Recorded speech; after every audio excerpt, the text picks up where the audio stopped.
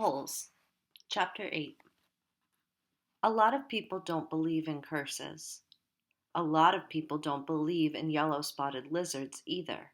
But if one bites you, it doesn't make a difference whether you believe in it or not.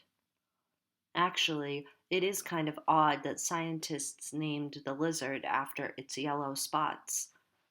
Each lizard has exactly 11 yellow spots, but the spots are hard to see on its yellow-green body.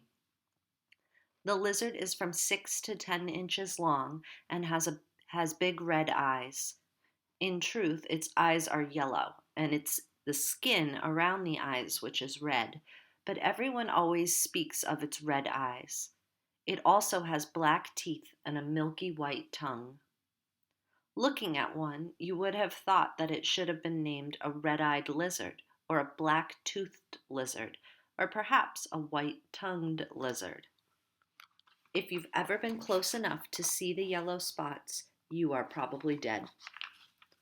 The yellow spotted lizards like to live in holes, which offer shade from the sun and protection from predatory birds. Up to 20 lizards may live in one hole. They have strong, powerful legs and can leap out of very deep holes to attack their prey. They eat small animals, insects, certain cactus thorns, and the shells of sunflower seeds. Chapter 9. Stanley stood in the shower and let the cold water pour over his hot and sore body. It was 4 minutes of heaven. For the second day in a row, he didn't use soap. He was too tired. There was no roof over the shower building, and the walls were raised up to 6 inches off the ground, except in the corners. There was no drain on the floor. The water ran out under the walls and evaporated quickly in the sun. He put on his clean set of orange clothes.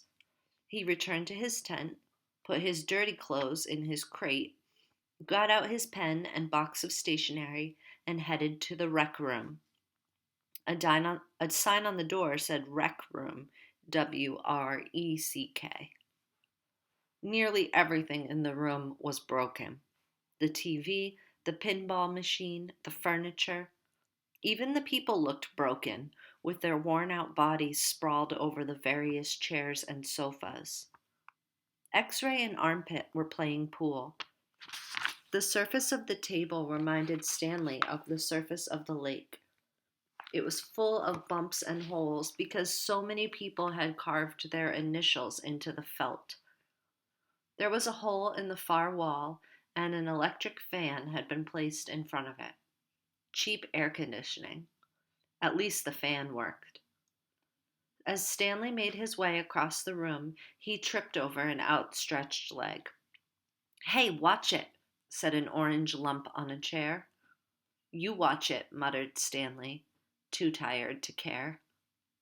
"What'd you say?" the lump demanded. "Nothin'," said Stanley. The lump rose. He was almost as big as Stanley and a lot tougher. "You said something." He poked his fat finger in Stanley's neck. "What'd you say?"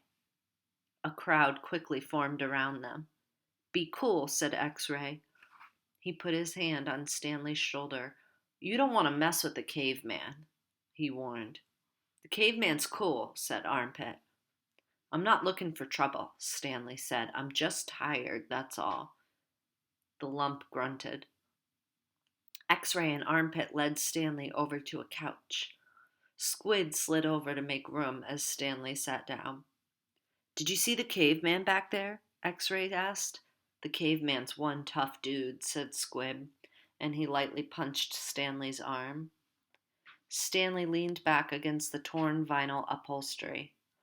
Despite his shower, his body still radiated heat. "I wasn't trying to start anything," he said. The last thing he wanted to do after killing himself all day on the lake was to get in a fight with a boy called the Caveman. He was glad X-Ray and Armpit had come to his rescue. "Well, how'd you like your first hole?" asked Squid. Stanley groaned, and the other boys laughed. "Well, the first hole's the hardest," said Stanley. "No way," said X-Ray. The second hole's a lot harder. You're hurting before you even get started. If you think you're sore now, just wait and see how you feel tomorrow morning, right? That's right, said Squid.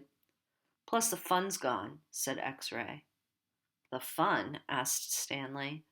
Don't lie to me, said X-Ray. I bet you always wanted to dig a big hole, right? Am I right? Stanley had never really thought about it before, but he knew better than to tell X-Ray he wasn't right. Every kid in the world wants to dig a great big hole, said X-Ray. A hole to China, right? Right, said Stanley. See what I mean? Said X-Ray. That's what I'm saying. But now the fun's gone. And you still got to do it again, and again. Camp fun and games, said Stanley. What's in the box? Asked Squid. Stanley had forgotten he brought it. Paper. I was going to write a letter to my mother. Your mother? Laughed Squid. She'll worry if I don't. Squid scowled. Stanley looked around the room. This was the one place in camp where the boys could enjoy themselves, and what'd they do? They wrecked it. The glass on the TV was smashed, as if someone had put his foot through it. Every table and chair seemed to be missing at least one leg. Everything leaned. He waited to write the letter until after Squid had gotten up and joined the game of pool. Dear Mom, today was my first day at camp, and I've already made some friends. We've been out on the lake all day, so I'm pretty tired. Once I pass the swimming test, I'll get to learn how to water ski. He stopped writing as he became aware that somebody was reading over his shoulder. He turned to see Zero standing behind the couch. I don't want her to worry about me, he explained. Zero said nothing. He just stared at the letter with a serious, almost angry look on his face. Stanley slipped it back into the stationery box. Did the shoes have red X's on the back? Zero asked him. It took Stanley a moment, but then he realized Zero was asking about Clyde Livingston's shoes. Yes, they did, he said. He wondered how Zero knew that. Brand X was a popular brand of sneakers. Maybe Clyde Livingston made a commercial for them. Zero stared at him for a moment, with the same intensity with which he had been staring at the letter. Stanley poked his finger through a hole in the vinyl couch and pulled out some of the stuffing. He wasn't aware of what he was doing. Come on, Caveman, dinner, said Armpit. You coming, Caveman? Said Squid. Stanley looked around to see that Armpit and Squid were talking to him. Sure, he said. He put the piece of stationery back in the box, then got up and followed the boys out to the tables.